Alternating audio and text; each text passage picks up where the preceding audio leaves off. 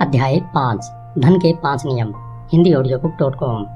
अगर आपके सामने एक तरफ सोने की मोहरों से भरी थैली रख दी जाए और दूसरी तरफ बुद्धिमत्ता के शब्दों से भरा मृदा पत्थर रख दिया जाए तो आप दोनों में से किसे चुनेंगे?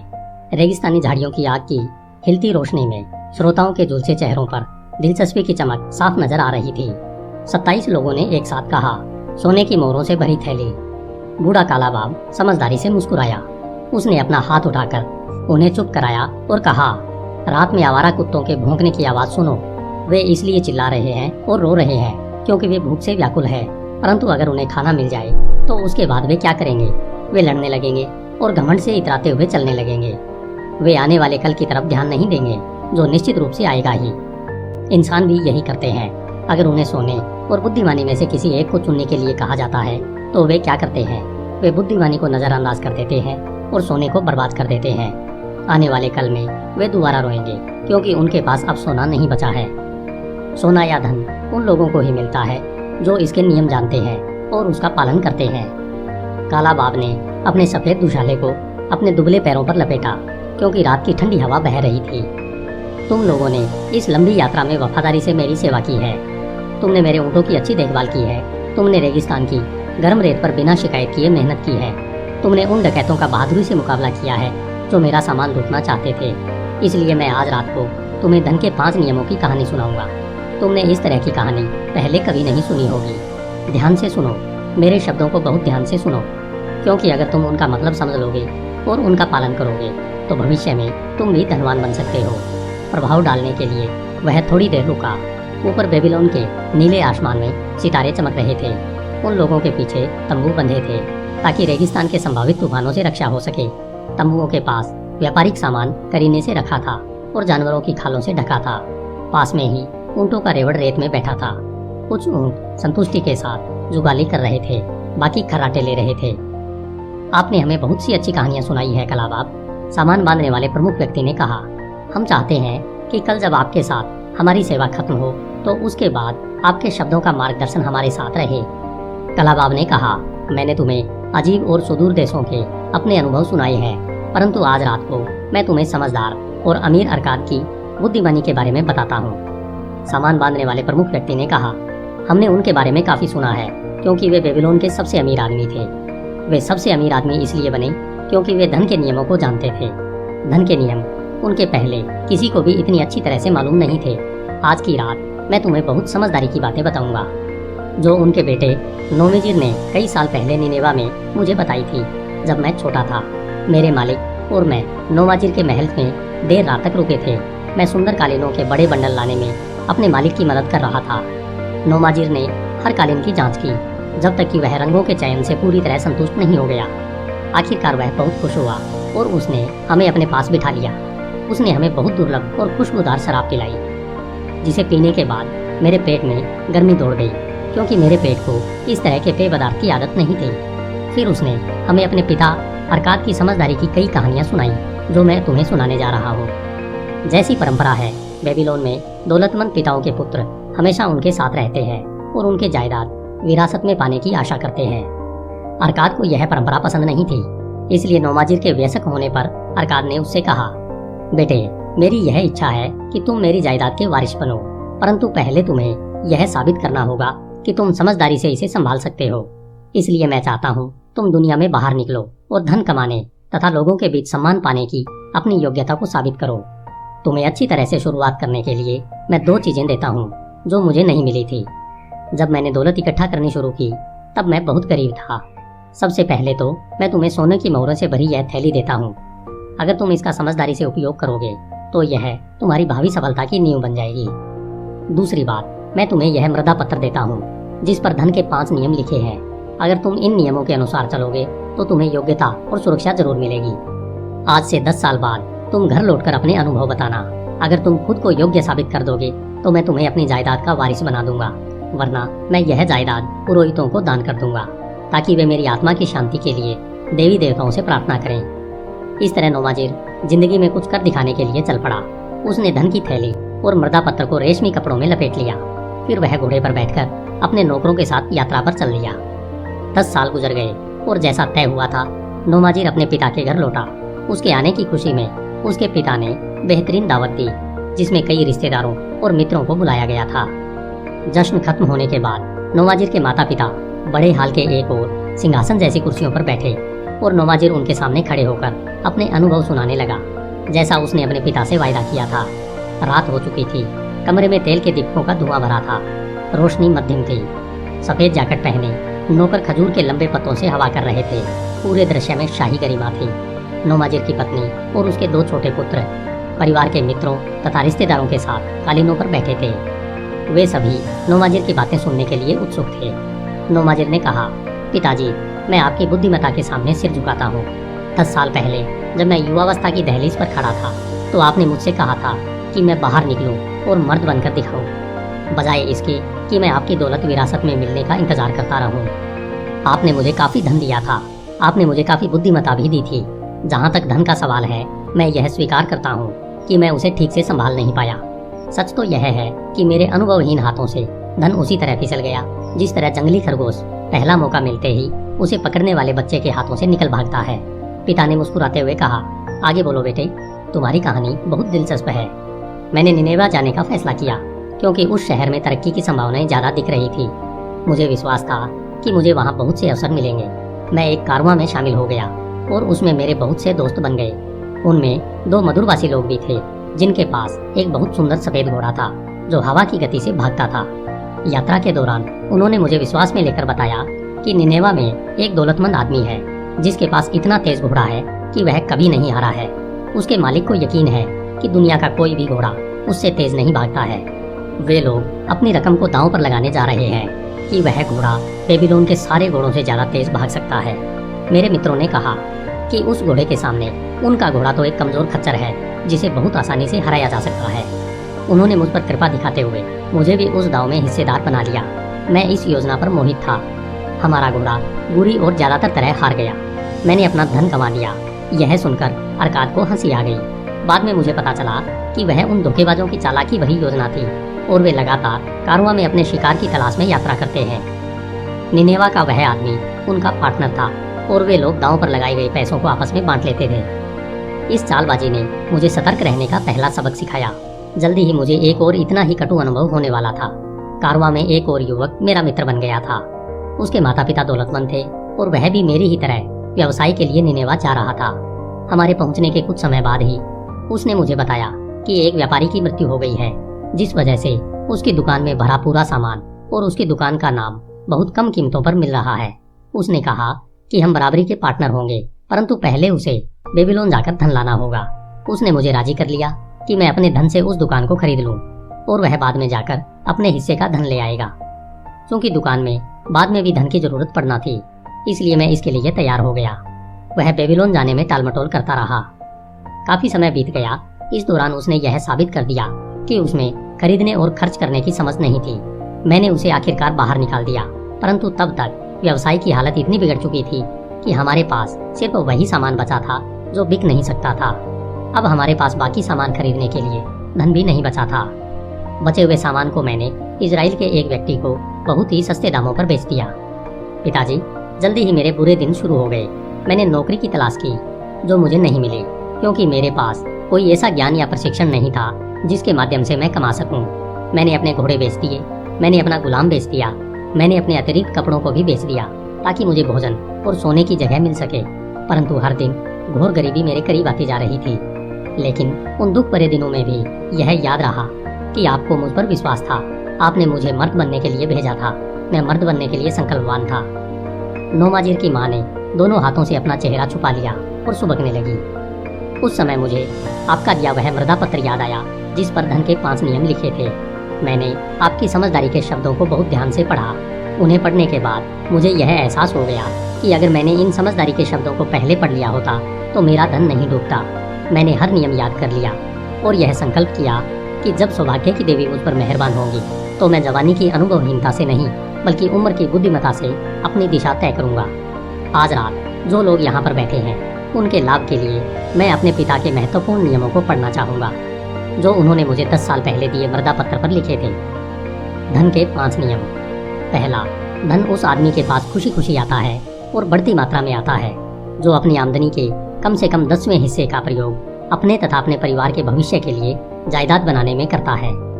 दूसरा, धन उस समझदार मालिक के लिए जमकर मेहनत करता है जो इसके लिए लाभकारी काम खोजता है। यह मवेशियों की तरह तेजी से बढ़ता है। तीसरा, धन उस सावधान मालिक के संरक्षण में रहता है जो इसका निवेश सिर्फ समझदार लोगों की सलाह से करता है। चौथा, धन उस आदमी से दूर चला जाता है जो उसका निवेश उन व्यवसायों या उद्देश्यों के लिए करता है जिनसे वह परिचित नहीं है या जिनकी अनुशंसा समझदार लोग नहीं करते हैं। पांचवा, धन उस आदमी से दूर चला जाता है जो इसके माध्यम से असंभव आमदनी हासिल करना चाहता है या जो चालबाज लोगों की लुभावनी सलाह मानता है या जो इसे अपनी अनुभवहीनता और रूमानी इच्छाओं के अधीन निवेश करता है। ये धन के वे 5 नियम हैं जो मेरे पिताजी ने लिखे थे। मैं उन्हें सोने से भी ज्यादा मूल्यवान मानता हूँ, जैसा मैं आपको आगे की कहानी में बताऊंगा। वह एक बार फिर अपने पिता की ओर मुड़ा। मैंने आपको बता दिया है कि अपनी अनुभवहीनता के कारण मैं गरीबी और निराशा की गहराई में पहुंच गया था। बहरहाल, संकटों की कोई श्रृंखला ऐसी नहीं होती जो कभी खत्म न हो। मेरे संकटों का दौर भी आखिरकार तब खत्म हुआ जब मुझे एक नौकरी मिल गई। मुझे शहर की नई बाहरी दीवार पर काम करने वाले गुलामों का मैनेजर बना दिया गया। धन के पहले नियम के ज्ञान का लाभ उठाते हुए मैंने अपनी पहली आमदनी में से 10वां हिस्सा यानी तांबे का एक सिक्का बचा लिया और मौका मिलते ही इसमें सिक्के जोड़ता रहा जब तक कि यह चांदी के सिक्के में नहीं बदल गया।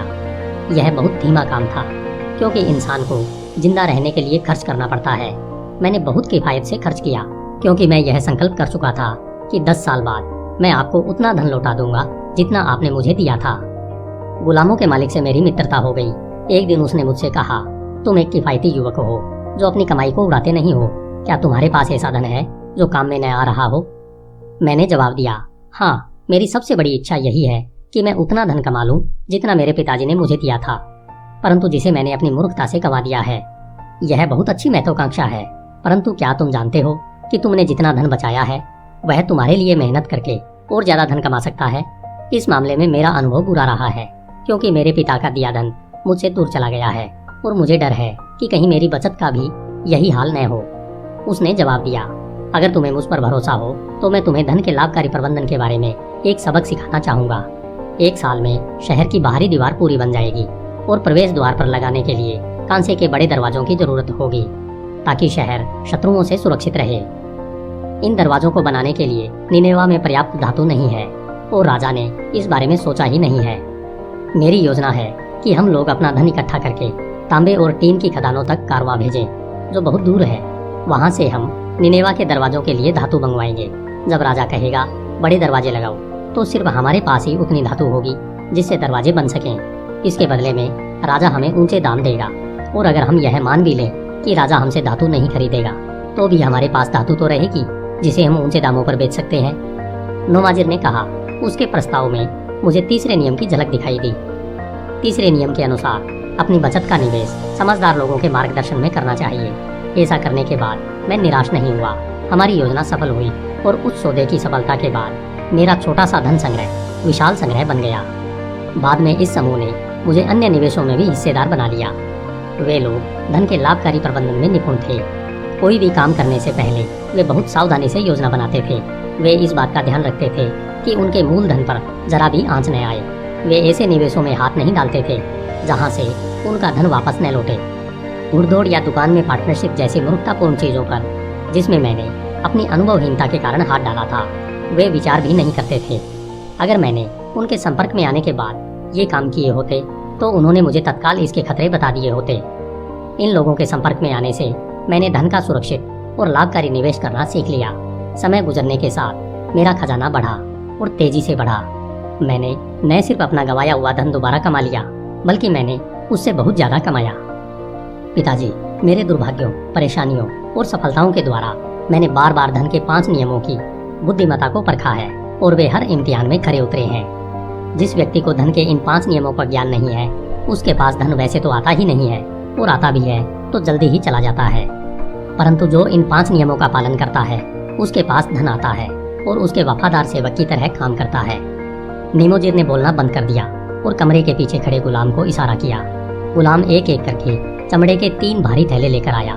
नोमाजिर ने उनमें से एक को उठाकर अपने पिता के सामने रखा और कहा, आपने मुझे सोने की एक थैली दी थी जिसमें बेबीलोन का सोना था। उसके एवज में मैं आपको उतने ही वजन की निनेवा के सोने की थैली लौटा रहा हूँ। सब लोग यह बात मानेंगे कि यह बिल्कुल बराबरी का सौदा है। आपने मुझे बुद्धिमता से भरा मृदा पत्र दिया था, उसकी एवज में मैं आपको सोने की 2 थैलियां लौटा रहा हूँ। यह कहते हुए उसने गुलाम से बाकी दोनों थैलियां ली और उन्हें भी अपने पिता के सामने फर्श पर रख दिया। पिताजी, इस तरह मैं आपके सामने यह साबित कर रहा हूँ कि मैं आपकी बुद्धिमता को आपके धन से ज्यादा मूल्यवान मानता हूँ। बहरहाल, बुद्धिमता के मूल्य को सोने की थैलियों में नहीं तोला जा सकता। बुद्धिमता न हो तो धन अमीर आदमी से भी जल्दी ही दूर चला जाता है, लेकिन बुद्धिमता होने पर गरीब आदमी भी धन हासिल कर सकता है, जैसे सोने की मोहरों से भरी इन 3 थैलियों में साबित होता है। पिताजी, मुझे आपके सामने खड़े होकर यह कहने में बहुत संतोष हो रहा है कि आपकी समझदारी के कारण मैं अमीर और सम्मानित बनने में सफल हुआ। पिता ने नौमाजिर के सिर पर अपना हाथ फिराया और बोले, तुमने अपने सबक अच्छी तरह से सीख लिए हैं और मैं खुशकिस्मत हूँ जो मुझे इतना योग्य पुत्र मिला है। अब मैं तुम्हें अपनी दौलत सौंप सकता हूँ। काला बाब ने अपनी कहानी खत्म की और श्रोताओं को देखा। उसने पूछा, नौमाजिर की कहानी से तुमने क्या सीखा? तुम में से कौन अपने पिता या ससुर के पास जाकर अपनी आमदनी के बुद्धिमत्तापूर्ण प्रबंधन का हिसाब दे सकता है? ये सम्मानित लोग क्या सोचेंगे अगर तुम यह कहोगे, मैंने काफी यात्रा की, काफी कुछ सीखा है, काफी मेहनत की है और काफी कमाया है, परंतु मैं ज्यादा धन बचा नहीं पाया हूँ। कुछ धन मैंने समझदारी से खर्च किया, कुछ मूर्खता से, और बाकी मैंने नासमझी में गंवा दिया।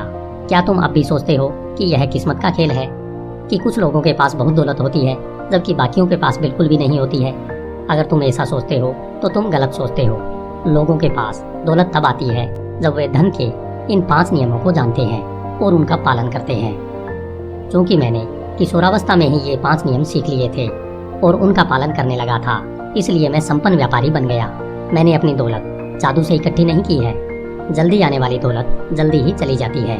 मैंने मालिक को खुशी और संतुष्टि देने वाली स्थायी दौलत धीरे धीरे आती है, क्योंकि यह ज्ञान तथा सतत संकल्प की संतान होती है। दौलत कमाना विचारशील व्यक्ति के लिए एक हल्का बोझ होता है। इस बोझ को लगातार हर साल उठाकर वह अपने अंतिम उद्देश्य को हासिल कर लेता है। मैं तुम लोगों को पुरस्कार में सोने के 5 नियम देता हूँ, जिसका तुम्हें पालन करना चाहिए। इन 5 नियमों में से हर एक का गहरा अर्थ है। हो सकता है तुमने कहानी सुनते समय इनके गहरे अर्थ को नजरअंदाज कर दिया हो, इसलिए अब मैं सभी नियमों को दोहराऊंगा। मुझे ये नियम अच्छी तरह याद है, क्योंकि मैंने अपनी जवानी में इनका महत्व समझ लिया था और मैं तब तक चैन से नहीं बैठा जब तक कि वे मुझे पूरी तरह से याद नहीं हो गए। धन का पहला नियम है, धन उस आदमी के पास खुशी खुशी आता है और बढ़ती मात्रा में आता है जो अपनी आमदनी का प्रयोग भविष्य के लिए जायदाद बनाने में करता है। जो आदमी अपनी आमदनी का 10वां हिस्सा लगातार बचाता है और उसका समझदारी से निवेश करता है, वह जल्दी ही अच्छी खासी जायदाद बना लेगा, जिससे भविष्य में उसे आमदनी होती रहेगी और जो उसकी मृत्यु की स्थिति में उसके परिवार की सुरक्षा की गारंटी होगी।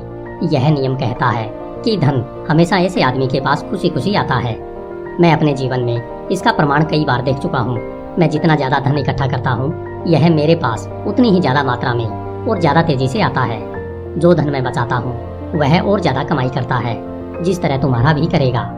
निवेश से मिलने वाले ब्याज का दोबारा निवेश करने पर तुम और ज्यादा कमाओगे। यही पहले नियम का सार है। धन का दूसरा नियम, धन उस समझदार मालिक के लिए जमकर मेहनत करता है जो इसके लिए लाभकारी काम खोजता है। यह मवेशियों की तरह तेजी से बढ़ता है। सचमुच धन एक इच्छुक सेवक है। यह मौका मिलते ही कई गुना होने के लिए हमेशा उत्सुक रहता है। जो भी धन को बड़ी मात्रा में इकट्ठा कर लेता है, उसे इसके सबसे ज्यादा लाभकारी प्रयोग का अवसर मिलता है। समय गुजरने के साथ धन आश्चर्यजनक तेजी से कई गुना हो जाता है।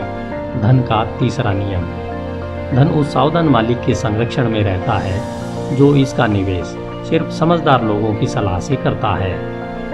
धन सावधान मालिक के संरक्षण में बढ़ता है और लापरवाह मालिक से दूर भागता है। जो व्यक्ति धन के प्रबंधन में समझदार लोगों की सलाह लेता है, वह जल्दी ही यह सीख लेता है कि अपने धन को जोखिम में डालने के बजाय उसे सुरक्षित रखने और लगातार बढ़ते देखने में ही सच्चा आनंद मिलता है। धन का चौथा नियम, धन उस आदमी से दूर चला जाता है जो इसका निवेश उन व्यवसायों या उद्देश्यों के लिए करता है जिनसे वह परिचित नहीं है या जिनकी अनुशंसा समझदार लोग नहीं करते हैं। जिस व्यक्ति के पास धन तो होता है, परंतु वह इसे संभालना नहीं जानता है। उसे बहुत से लाभकारी सौदे नजर आते हैं। अक्सर उनमें धन गंवाने का जोखिम होता है। समझदार व्यक्तियों के अनुसार उनमें धन की बहुत कम संभावना होती है, परंतु धन का अनुभवहीन मालिक अपनी बुद्धि पर जरूरत से ज्यादा भरोसा करता है और वह अपने धन को ऐसे व्यवसायों तथा उद्देश्यों में लगाता है जिनके बारे में वह कुछ नहीं जानता। अक्सर बाद में जाकर उसे पता चलता है कि उसका निर्णय गलत था। इस तरह वह अपनी अनुभवहीनता के कारण अपना धन गंवा देता है। सचमुच समझदार व्यक्ति वह है जो अपनी बचत का निवेश उन लोगों की सलाह से करता है जो धन के प्रबंधन में निपुण होते हैं। धन का 5वां नियम। धन उस आदमी से दूर चला जाता है जो इसके माध्यम से असंभव आमदनी हासिल करना चाहता है, या जो चालबाज लोगों की लुभावनी सलाह मानता है, या जो इसे अपनी अनुभवहीनता और रूमानी इच्छाओं के अधीन निवेश करता है। नए नए धनवान बने व्यक्ति के सामने रोमांचक और कल्पना की हवाई उड़ानों वाली योजनाएं हमेशा आती है। ऐसा नजर आता है कि जादुई शक्ति से उसका खजाना बढ़ जाएगा और उसे असंभव आमदनी होने लगेगी। बहरहाल समझदार व्यक्तियों की बातों पर ध्यान दें, क्योंकि वे फटाफट दौलत कमाने की हर योजना के पीछे छिपे जोखिमों को जानते हैं। निनेवा के अमीर लोगों को न भूलें जो अपने मूलधन को गंवाने का कोई जोखिम नहीं लेना चाहते थे या इसे अलाभकारी निवेशों में फंसाना चाहते थे। यहाँ पर धन के 5 नियमों की मेरी कहानी खत्म होती है। इसमें मैंने अपनी सफलता के रहस्य भी बता दिए हैं। बहरहाल ये रहस्य नहीं बल्कि सच्चाइयाँ हैं जो हर इंसान को पहले सीखना होगी और फिर इन पर अमल करना होगा। तभी वह ज्यादातर लोगों के समूह से बाहर निकल सकता है जो आवारा कुत्तों की तरह हर दिन अपने भोजन के बारे में ही चिंता करते हैं। कल हम बेबीलोन में प्रवेश करेंगे। देखो, बेल के मंदिर के ऊपर हमेशा जलने वाली ज्योति को देखो। सुनहरा शहर हमारे सामने है। कल तुम में से हर एक के पास धन होगा जिसे तुमने अपनी वफादारी भरी सेवा से कमाया है। आज से 10 साल बाद तुम इस धन के बारे में क्या करोगे? अगर तुम नौवाजिर की तरह अपने धन के एक हिस्से से जायदाद बनाना शुरू करोगे और अरकाद की बुद्धिमत्ता से मार्गदर्शन लोगे, तो यह तय है कि 10 साल बाद अरकाद के पुत्र की तरह ही तुम भी अमीर और सम्मानित बन जाओगे। हमारे समझदारी भरे काम हमें जिंदगी भर खुशी देते हैं और हमारी मदद करते हैं। इसी तरह हमारे नासमझी भरे काम हमें जिंदगी भर दुख देते हैं और सताते हैं। हम उन्हें भुला नहीं पाते हैं। हमें जो चीज़ें सबसे ज़्यादा सताती है वे उन चीज़ों की यादें हैं जो हमें करना चाहिए थी, उन अवसरों की यादें जो हमारे सामने आई परंतु हम उनका लाभ नहीं उठा पाए। बेबीलोन के खजाने भरे हुए हैं। उनमें इतनी बेशुमार दौलत है कि कोई व्यक्ति सोने की मोहरों में उनकी गिनती नहीं कर सकता। हर देश के खजानों की तरह इसमें भी पुरस्कार उन संकल्पवान लोगों का इंतजार कर रहे हैं जो अपना उचित हिस्सा लेने का संकल्प कर चुके हैं। आपकी इच्छा शक्ति में ताकत होती है। अगर तुम धन के 5 नियमों के ज्ञान से इस शक्ति को राह दिखाओगे तो तुम भी बेबीलोन के खजाने के हिस्सेदार बन जाओगे। धन्यवाद। HindiAudiobook.com